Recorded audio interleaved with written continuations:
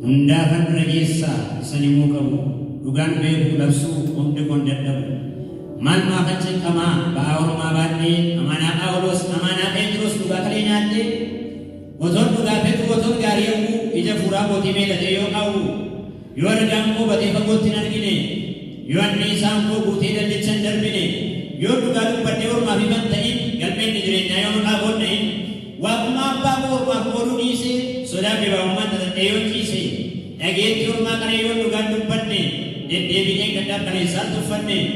Kayo umumu koyo tayo tiratin, isan sugi fanne benayo nyatin. Marire buangku kayo mo kami pre, alap pa ko kesa yorin kabatin re. Ofuma tirate kasar mapandua, ubadjodo kabukom ni ko mapua. Maluang ko ergam buangku sne, lugang pura ko yung karore yusne. Maluang ko lugang pa ko lokse utu sa barangay kasi Mea doga batu kayu tu amamte, kunsirin ne tanan wangunda samamte. Tugar batu tapkan unda dibenta, amdro kagru sokeya nanjeka. Ya pengen dia bisa manesin fallesu, adamanti kanan dan sindangesu. Zarubabil dura dari abatera, seimu bayas kebiasaan batera. Waktu nasib kenna sesimadalu. Yosef dewi nam desa ramni kenalu.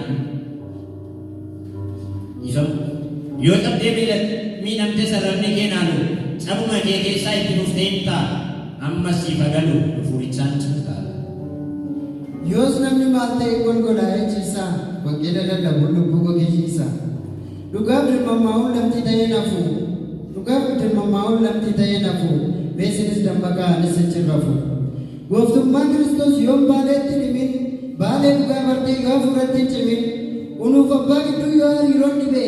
Oden kader wamu yon celet dibe. Motumma wagayu yom sabago korsin. Ke kesa furade yom mira konosin. Antoran rancur erga kumpali naf kode memale berturu gantane erga kanam ponte maka ke saibsu umni wakal fu ejeta kya chipsu me afan ma bektum adunya wanami hadisus mela nabi wami. According to my view, we are chosen generation for great commission. We look up to the end of the age to tell them that Jesus' salvation.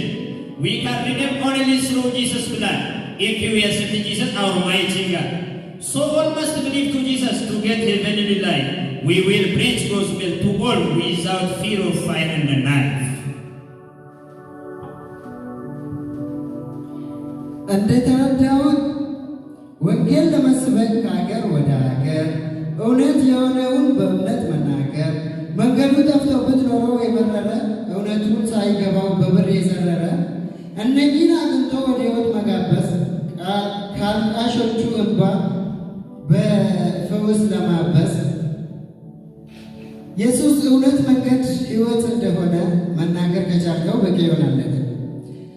ይህ ብቻ አይደለም የኢቫንጀሊስት ስራ። አንተ እንደሰማኸው ወጥተ ሌላ ጥራ። የወደቁት አንሳ በቃሉ እንዲጸኑ ኩልሲ ቆፋም ምቲ ገይ ቀባሉ ያላወቀ ሰምቶ ከክፉ እንዲወጣ ሁምኖሪ ፍረቴን ጥላት እንድቀጣ ፈተና ብኖርም ጭኔ ኬሰተሬ ልቡ ኢዳ ባሱፍ ከራሳኒ ያሬ ኡልፍና ዋቀዮ ወንተንታኔ ፊግኔ ሚለውን ቄልቻ ኩፍኔ ጋኔ ፊግኔ ሁሉም እንዳያገኘው የዘላለም ሕይወት ወጥቶ እንዲመስክሩ ከእስራት ከሞት እኔ አንድ አውቃለሁ ፍጹም ማይረሳ ነፍሱን መስዋዕት አድርጎ በደሙ የገዛን በማቴዎስ ወንጌል ተናግሮ የላከኝ እኔ እንደሰማሁት ሁሉም እንዲያገኝ እውነቱ አንድ ነው፣ በሱ ሕይወት አለ።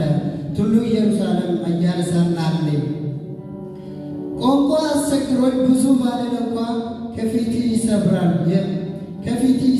ይሰብራል የአመጾቹ ድጓ። በእምነት ተናገር ድሉ ያንተ ይሆናል፣ መንፈሱ ያግዛል ቃሉን እንዲህ ይላል።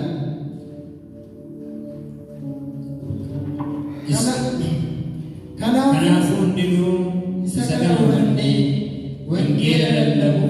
Waaqayyo kana dubbii gooftaa keenya nuyi gara magaa dhaloonni hin beeknes wangeela dhagaa mootummaan Waaqayyoo darabba bal'atee hunduu biyya ulfinaa Yesuus naqatee mul'achuu walichaa misraachoon eegaa hundirqama keenya sinis kana beekaa hundirqama keenya sinis kana beekaa galatooma tole asumaan dhumarratti sagantaan hafee jiru hundumtuu amma xumuramutti namni kamiyyuu akka hin baane jaalala Waaqayyoon isin affeeru gurmuun dhuga ba'umsaa iska pirogiraamii